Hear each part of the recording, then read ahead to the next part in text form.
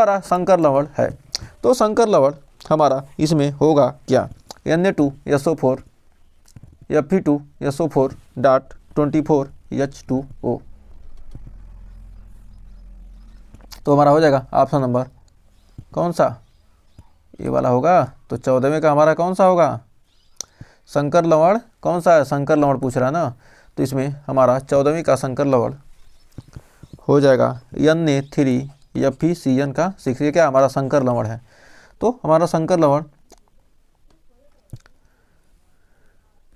तो इसका नाम क्या है हमारा, सोडियम फेरी साइनाइड, सोडियम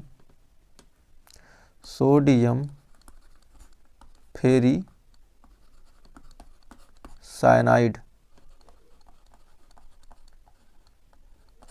तो हमारा क्या सोडियम फेरी साइनाइड, ये क्या हमारा संकर लवण है। इसके जगह पर हम लिख सकते हैं एक और K4FeCN क्या लिख सकते हैं 6। तो K4FeCN 6 भी यहाँ पर क्या कहते हैं लिख सकते हैं। हमारा क्या होगा, सोडियम फेरो साइनाइड हो जाएगा। तो हमारा क्या होगा, पोटेशियम फेरो साइनाइड। हमारा क्या होगा, पोटेशियम फेरो साइनाइड। तो हमारा क्या हो जाएगा, संकर लवण हो जाएगा। तो Na3FeCN 6 क्या हो जाएगा, हमारा संकर लवण हो जाएगा। तो बढ़ते हैं अगले क्वेश्चन की तरफ। करा पोटास एलम का रासायनिक सूत्र K2SO4 Al2SO4 का होल थ्राइस इंटू 24H2। ये तो आप शुरू से ही आपसे कोई पूछ देगा, कहेगा केमिस्ट्री जानते हो, हाँ जानते हैं, फिटकरी का सूत्र बता दो। तो क्या करते हैं, बस इसी में लोग हो जाते हैं कन्फ्यूज, यही जल्दी याद नहीं कर पाते हैं। तो ये हमारा क्या K2SO4 Al2SO4 का होल थ्राइस डॉट 24H2O। तो हमारा यही सबसे ज़्यादा पूछा जाने वाला लोगों से क्वेश्चन, फिटकरी का सूत्र बता दो, क्योंकि क्या सबसे बड़ा सूत्र यही है। नेक्स्ट करा जल को जीवाणु रहित बनाने के लिए उपयोगी पदार्थ। तो कौन सा पदार्थ उपयोग किया जाता है, धावन सोडा नहीं, बेकिंग सोडा नहीं, फिटकरी नहीं। कह रहा जल को जीवाणु रहित बनाने के लिए विरंजक चूर्ण यानी CaOCl2 तो विरंजक चूर्ण जिसे कहते हैं क्या CaOCl2, विरंजक चूर्ण का हमारा नाम है क्या CaOCl2। तो बढ़ते हैं अगले क्वेश्चन की तरफ। तो देखिए अगला क्वेश्चन, आग बुझाने वाली यंत्रों में प्रयुक्त होने वाला पदार्थ। तो आग बुझाने वाली यंत्रों में प्रयुक्त होने वाला पदार्थ हमारा क्या है, हमारा Na2CO3 sodium carbonate, Na2CO3 sodium carbonate. तो नेक्स्ट करा 1 बिलियन में हाइड्रोजन हाइड्रोक्साइड आयन की सांद्रता दिया कितना, 1 × 10⁻12 मोल प्रति लीटर। तो इस बिलियन का pH मान कितना होगा। हम जानते हैं H+ और OH- की सांद्रता बराबर क्या था, 1 × 10⁻14। तो यहाँ पर दिया कितना OH- दिया कितना, दिया है 1 × 10⁻12। तो हमारा जानते हैं कि H+, तो OH- का मान कितना दिया है, 1 × 10⁻12 बराबर दिया 1 × 10⁻14।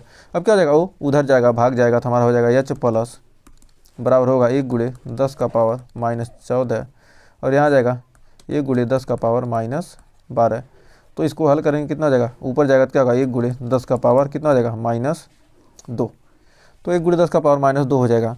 तो हमारा H+ को लिख सकते हैं क्या 10 का पावर -pH और ये हमारा क्या 10 का पावर -2, यानी pH का मान कितना आ जाएगा 2। तो pH का मान कितना आ जाएगा, ऑप्शन नंबर ए यानी हो जाएगा 2। तो हमें उम्मीद है यहाँ आपको कोई डाउट नहीं होगा। तो बढ़ते हैं अगले क्वेश्चन की तरफ।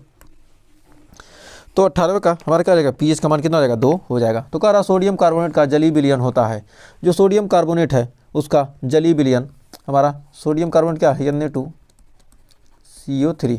तो सोडियम कार्बोनेट का जलीय विलयन कैसा होगा, क्षारीय। नेक्स्ट कह रहा अम्लीय वर्षा का मुख्य कारण क्या है।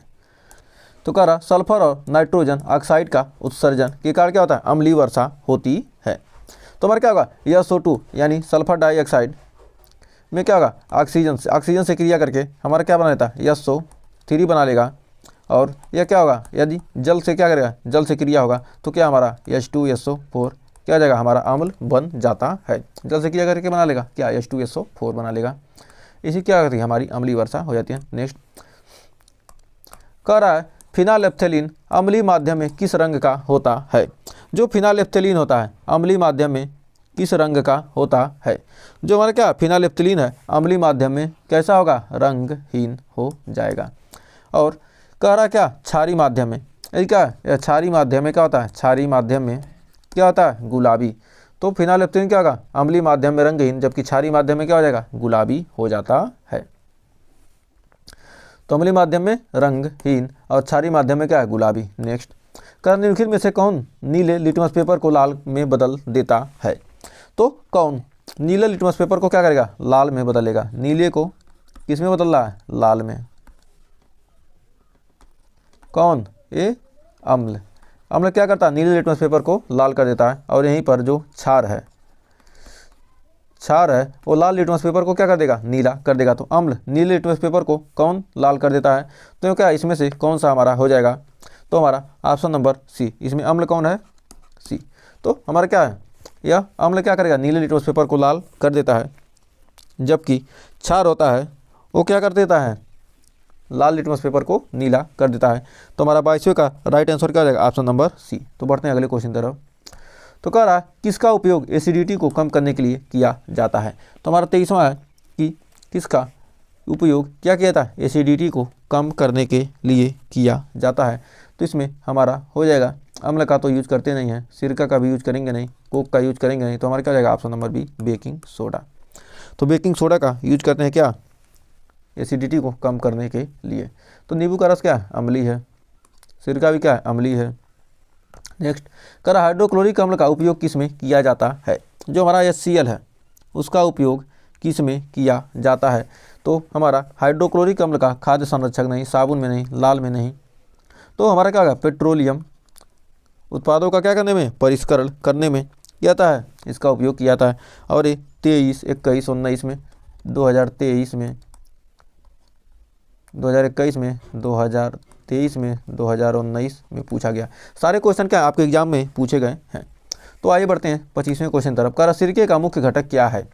जो सिरका है उसका मुख्य घटक क्या है?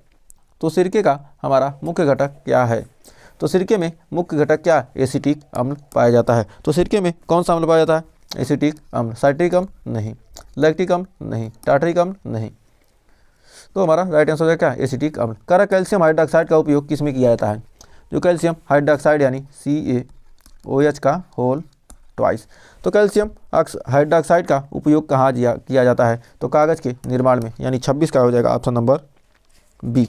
तो 26 का ऑप्शन नंबर बी, कागज़ के निर्माण में। फिर कह रहा 27वां क्वेश्चन, जब NaOH और HCl की प्रतिक्रिया होती है तो क्या उत्पन्न होता है? जब NaOH और HCl की क्या होती है? प्रतिक्रिया होती है तो क्या उत्पन्न होता है? NaOH को क्या करेंगे? HCl से क्रिया कराएंगे तो हमारा क्या प्राप्त हो जाएगा? NaCl प्लस क्या हो जाएगा? H2O। तो NaCl प्लस H2O, यानी यहाँ पर क्या हो जाएगा? ऑप्शन नंबर ए सही हो जाएगा। यदि क्या कहते हैं? NaOH का कहता क्या? H2SO4 के साथ अभिक्रिया कराने पर, H2SO4 से अभिक्रिया कराने पर तो हमें क्या प्राप्त होता है? NaHSO4, यानी हम सोडियम बाइसल्फेट प्लस क्या हो जाएगा? H2O हमें क्या होता? प्राप्त होता।